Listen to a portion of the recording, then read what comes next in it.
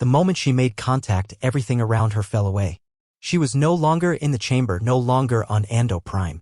Instead, she found herself floating in a void filled with possible futures, visions streaming past her like rivers of light and shadow.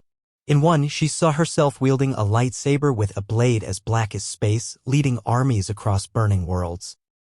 In another, she stood beside Jado, using her powers to heal and protect. In a third, the corrupted crystals formed the heart of a superweapon that reduced planets to ash. Countless possibilities, all stemming from this moment, this choice. She came back to herself with a gasp. The vault door had stopped moving, held in place by her will alone. "I understand now," she said, her voice steady despite the chaos around them. "The holocron wasn't leading us to claim the crystals. It was leading me here to make a choice." "What choice?" Jado asked, ducking as another piece of ceiling crashed nearby. "Whether to destroy them or use them," Nira replied. She turned to Vex. "That's why the Inquisitorius wanted the holocron.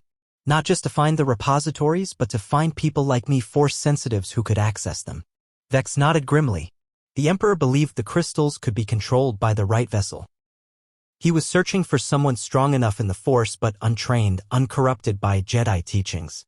Someone like me, Nira realized. The chamber gave a terrible groan as structural supports began to fail. They had minutes, perhaps seconds, before the entire mountain collapsed. "We need to go now," Jado shouted. Nira looked at the vault door, still partially open. Through the gap, she could see the corrupted Kyber crystals, hundreds of them pulsing with a sickly light. Their power called to her, promising strength beyond imagination. In that moment, she understood the true test. Not whether she would take the crystals or leave them, but whether she would ensure no one else could ever use them. She placed both hands on the vault door and pushed, not physically, but through the Force. The ancient mechanisms reversed, the door beginning to close. But it wasn't enough. Even sealed, the vault would eventually be found again.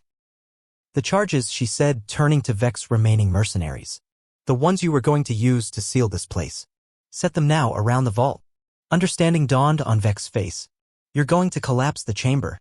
"The entire repository," Nira confirmed. "It's the only way to be sure."